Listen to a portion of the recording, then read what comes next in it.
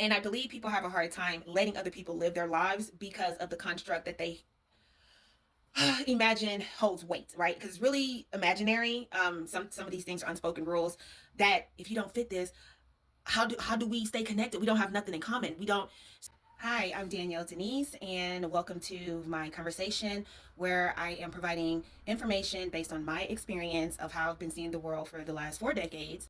So, one example I can think of, and this one is fallacious, this is not tied directly to me, but this is one that I hear commonly. I did experience this a little bit, but it's not one that's impactful. I didn't weigh it as heavy as to the point where I can call it a trauma.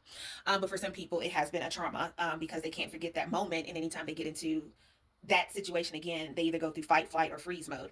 And what I'm talking about is you're creating your own artistic individuality, right? Whether it's clothing design, being a makeup artist, being a painter, sketch, sculpting, making music, writing music, doing poetry, all the arts, right? And you have a system, a family that says you need to go to college and you need to be a lawyer, a doctor, something within that field. You may even be good at that your parents or your family or whoever wants you to be, it could be a spouse, they see potential in you to do that, but your spirit is saying, hey, that doesn't light me up, right? That's not the system I want to put all my stock and energy into.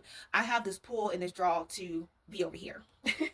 And so, as I said before in one of my last previous videos, is that once you break out of a system, you are considered a threat.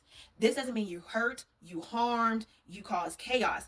People that are tight in systems feel like this is the system you belong to. You don't belong to any other system. And you have people that are that tight within their systems, right?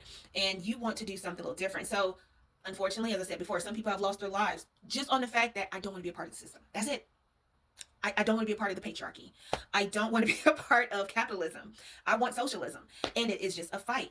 And as long as it's not harming, condemning, I usually say leaving poop in someone's lane, why does it matter to you? It's their lives. They're not causing harm, right? Let them. Let them. And I believe people have a hard time letting other people live their lives because of the construct that they imagine holds weight, right? Because it's really imaginary. Some of these things are unspoken rules that if you don't fit this, how do we stay connected? We don't have nothing in common. We don't. So you have those individuals in systems, but then you have other individuals who created their own way of living that would tell you like you don't need permission from anybody. But again, I believe a lot of this is still tied to I still have to depend on these systems because how I'm going to eat, how I'm going to pay my bills, how am I going to live, how am I keep my mind sane, how am I pay for my prescriptions, how am I going to pay for my chemo. So there's systems that some people are stuck toward because they still need that stuff to function from this system of people. And if they break away, they may not be able to get the resources that they need as they move into another system, right? Unless they already have that tribe within that system to support.